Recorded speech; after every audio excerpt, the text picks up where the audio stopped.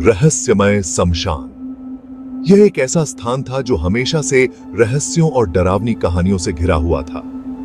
गांव के बाहर एक पुराना शमशान था। यह शमशान गांव के लोगों के लिए एक डरावना स्थान था, जहां जाने से वे हमेशा कतराते थे। वहां ऊंचे ऊंचे पीपल के पेड़ थे। ये पेड़ इतने पुराने थे कि उनकी शाखाएं और पत्तियां एक अजीब सी छाया बनाती थीं। रात को उनकी छाया और भी भयानक लगती थीं। चांदनी रात में ये छायाएं और भी डरावनी हो जाती थीं, मानो कोई अदृश्य शक्ति वहां मौजूद हो। ग्रामीण उस रास्ते से जाने से डरते थे।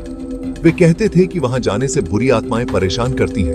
कहते थे वहां अजीब और गरीब आवाजें आती हैं। ये आवाजें कभी कभी इतनी भयानक होती थीं कि सुनने वाले की रूह कांप जाती थी।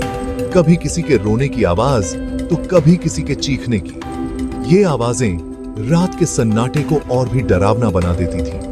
कई लोगों ने तो वहां अजीब सी रोशनी भी देखने का दावा किया था। ये रोशनी कभी कभी अचानक प्रकट होती और फिर गायब हो जाती। एक दिन एक व्यापारी को उस रास्ते से गुजरना पड़ा।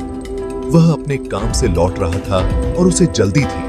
देर रात हो गई थी। चारों ओर सन्नाटा था और केवल हवा की सरसराहट सुनाई दे रही थी। अचानक उसे पेड़ों के पीछे से कुछ आवाजें सुनाई दी। वह डर गया। उसे लगा कि कोई अदृश्य शक्ति उसे देख रही है। उसे लगा जैसे कोई उसका पीछा कर रहा है। उसका दिल तेजी से धड़कने लगा और उसने अपने कदम तेज कर दिए। वह तेजी से भागने लगा। उसके मन में केवल एक ही ख्याल था, किसी भी तरह इस डरावने स्थान से बाहर निकलना। डरा हुआ गांव वाला। व्यापारी ने गांव वालों को अपनी आपबीती सुनाई।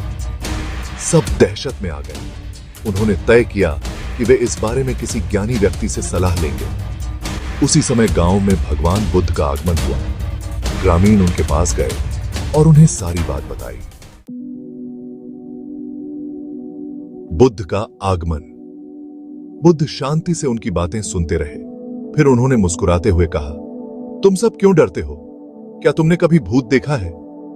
ग्रामीणों ने कहा, नहीं भगवान, हमने तो नहीं देखा, लेकिन हमने सुना है कि शमशान में भूत रहते हैं। श्याम जी,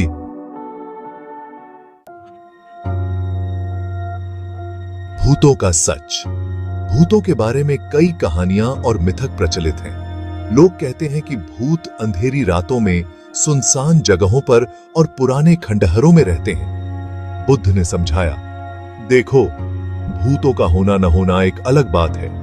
यह सब हमारे मन की कल्पनाएं हैं। लेकिन डरना तो तुम्हारे मन की बात है ना? जब तक मन में डर है, तब तक तुम्हें हर जगह भूत ही दिखाई देंगे।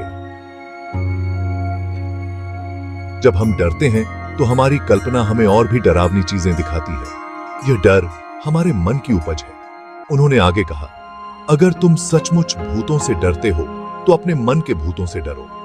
ये भूत असली नहीं होते, लेकिन हमारे मन के भूत असली होते हैं। क्रोध, लोभ, मोह, ये सब हमारे मन के भूत हैं। ये हमें अंदर से खा जाते हैं। अहंकार, ये सब हमारे मन के भूत हैं। ये हमें कमजोर बनाते हैं और हमारी शांति छीन लेते हैं। इनसे छुटकारा पाना ही असली जीत है।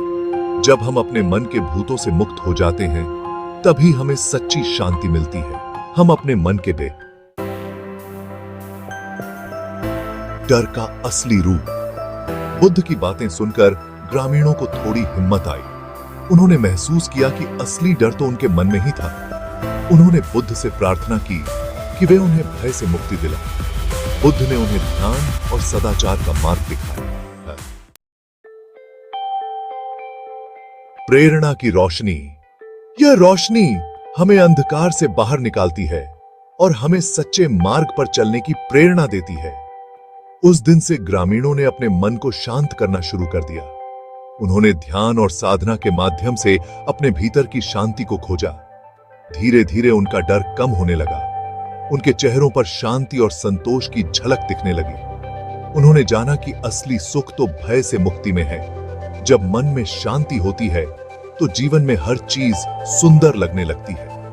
यह प्रेरणादायक कहानी हमें बताती है कि हमें बाहरी भूतों से नहीं, बल्कि अपने मन के भूतों से डरना चाहिए। असली लड़ाई हमारे भीतर ही होती है। जब तक हमारे मन में क्रोध, लोभ, मोह और अहंकार जैसे विकार हैं, तब तक हम सच्ची शांति नहीं पा सकते। इन विकारों से मुक्ति ही सच्ची शांति का मार्ग है।